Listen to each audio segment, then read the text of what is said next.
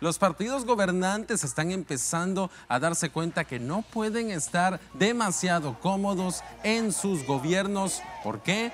Porque se están enfrentando a votantes descontentos que están votando por la oposición en toda la región, usualmente a favor de estos outsiders o políticos sin experiencia: Chile, Perú, Colombia, Ecuador, más recientemente Argentina. Los votantes han optado simplemente por apartarse del gobierno de turno, por apartarse del oficialismo, a favor de un político que usualmente se muestra como nuevo, como algo nuevo, como alguien que va a eliminar a la política tradicional y que va a traer algo nuevo a ese país. ¿Qué es ese algo nuevo en el país? Pues depende de país a país. La única constante es que son partidos políticos, son políticos, figuras que son parte de la oposición y se muestran como algo nuevo y algo diferente. Desde 2018, el único gobierno que se ha mantenido en el poder en unas elecciones libres y justas ha sido Paraguay, únicamente Paraguay. De ahí desde 2019 lo podemos ver,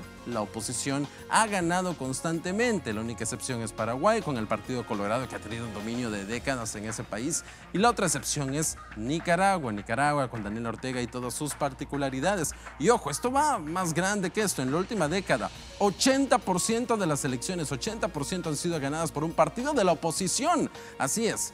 Las consecuencias económicas de la pandemia empeoraron las cosas. Los votantes parecen estar cansados de todo, enojados, y aunque la economía ha sido uno de los principales motores de ese enojo, muchos votantes también están preocupados por la inseguridad, algo que quejaba usualmente a los países más al norte de América Latina, como México y Centroamérica. También está quejando a países del sur que hasta hace poco eran más seguros o eran considerados más seguros, como Chile o Ecuador. Analistas afirman que la reciente elección del libertario argentino Javier Milei demuestra que esa tendencia contraria a los gobernantes tradicionales se está convirtiendo en constante. Milei es también uno de varios ejemplos de presidentes electos no por una ferviente adoración a su persona, sino por rechazo al otro candidato. Muchos argentinos han descrito a Milei como el mal menor. Los analistas creen que el hundimiento de los poderosos partidos tradicionales ha permitido ese florecimiento de los outsiders, es decir, candidatos cuya victoria es considerada sorpresa, como la de Milei. Milei, un antiguo analista de la televisión, va a asumir la presidencia ya en tan solo unos días. Viene con muy poca experiencia política, tiene solo 38 escaños en el Congreso de un total de 257, lo que deja incertidumbre sobre lo que será capaz de hacer. No hay una ola de derecha ni de izquierda, no hay una tendencia ideológica clara. Lo que hay es simplemente partidos de gobierno que pierden, dicen los expertos.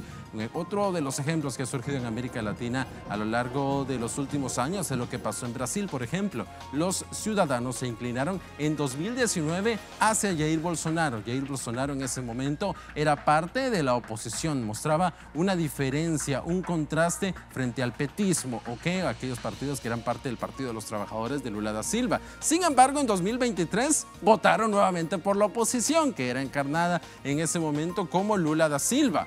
¿Qué nos muestra esto? Que al fijarnos en estos precedentes en varios lugares de la región, hay un historial infeliz de nuevos gobiernos como el de Bolsonaro, que ha tenido dificultades o ha visto cómo su popularidad cae rápidamente. Y eso hace que otra vez la oposición tenga la oportunidad de victoria. Otro ejemplo, en Perú, el maestro rural Pedro Castillo irrumpió desde la oscuridad hasta llegar a la presidencia. ¿Cuál fue su problema? Poca experiencia, una minoría en el Congreso, y en Perú el caos llegó. El país tuvo 4 gobiernos en 6 meses. Pedro Castillo se enfrentó a múltiples procesos de destitución y finalmente Castillo fue sacado de la presidencia, detenido en diciembre de 2022, apenas tras 18 meses en el poder, después de intentar disolver el Congreso y gobernar por decreto. Nuevamente, vemos cómo la situación afecta a esos outsiders. Pedro Castillo, al igual que Bolsonaro, al igual que Milei, se mostró como un outsider. Sí, tenía una ideología distinta a la de Bolsonaro, de Milei, pero era esa figura de outsider, alguien que no está vinculado a la clase política tradicional. No terminó bien, la oposición terminó ganando. Otro ejemplo, lo que ha ocurrido tanto en Colombia como en Chile. Gabriel Boric, por ejemplo, electo en 2021, Gustavo Petro, electo en 2022, han visto cómo su popularidad cae, los dos, a medida que se esfuerzan por aplicar las reformas que tanto prometieron. Boric, 37 años, ha perdido el control de una reforma clave, perdió la constituyente que él impulsó, ha tenido muchas derrotas en frente de la derecha y ha luchado contra el aumento de la delincuencia y la inflación. Mientras tanto, Gustavo Petro, la izquierda, gobierna por primera vez en Colombia. Recientemente, la izquierda derrotada en las elecciones locales. El plan Paz Total de Petro con dificultades, lo que ha llevado a Colombia a experimentar un aumento de la violencia por parte de los grupos armados.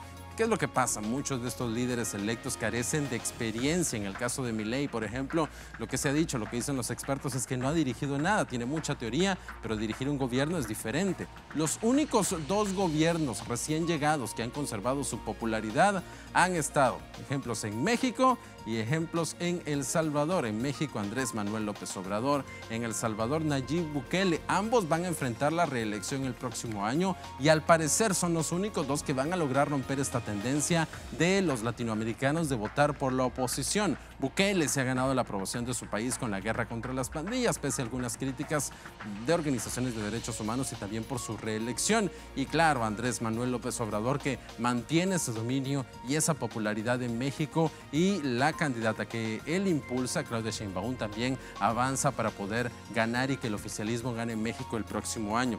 Algunos expertos creen que el problema con los outsiders es que no se sabe qué realmente van a hacer o hasta qué punto están comprometidos con el sistema político y saben cómo realmente gobernar.